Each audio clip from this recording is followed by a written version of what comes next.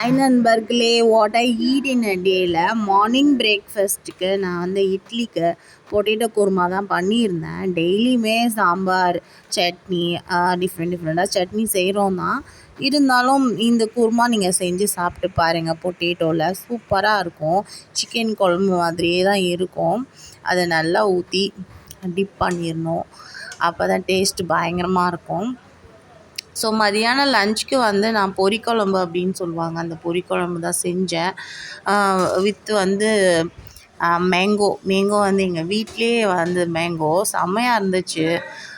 இப்போல்லாம் எங்கே மேங்கோ ஃபுல்லாமே டேஸ்ட்டே இல்லை. ரொம்ப ஃபஸ்ட்லாம் மாம்பழம் வீட்டில் இருக்குன்னா வீடே நல்ல மணமாக இருக்கும். இப்போ அந்த இது வாங்கின்னு வந்தால் கூட ஒன்றுமே தெரிய மாட்டேது, அந்த வாசனமே இல்லை. ப்ளஸ் வந்து டேஸ்ட்டும் இல்லை, ஆனால் பழுத்திருக்கு. என்ன நம்ம சாப்பிட்றோம் என்ன பண்ணுறோன்னு இன்னுமே புரிய மாட்டுது. ஸோ ஆனால் இது எங்கள் வீட்டோட மாம்பழம் நல்லா வாசமாக டேஸ்ட்டாக நல்லா இருந்துச்சு.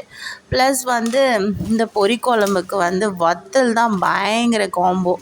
ஸோ அந்த வத்தல் பொரிச்சிட்டு மாம்பழம் வச்சு சாப்பிட்டோம். அவுட் ஆஃப் த வேர்ல்டாக இருந்தது, செம்ம டேஸ்டியாக இருந்துச்சு. தென் நைட்டுக்கு ஆப்வியஸாக தோசை தான். ஸோ கேரட் தோசை பண்ணிவிட்டு தொட்டுக்க வந்து கோக்னட் சட்னி தான் நான் பண்ணேன். ஸோ நீங்கள் என்னெல்லாம் நைட்டில் இல்லை அந்த டே முழுக்க சாப்பிட்றீங்க அப்படின்றத எனக்கு கமெண்ட் பண்ணுங்கள்.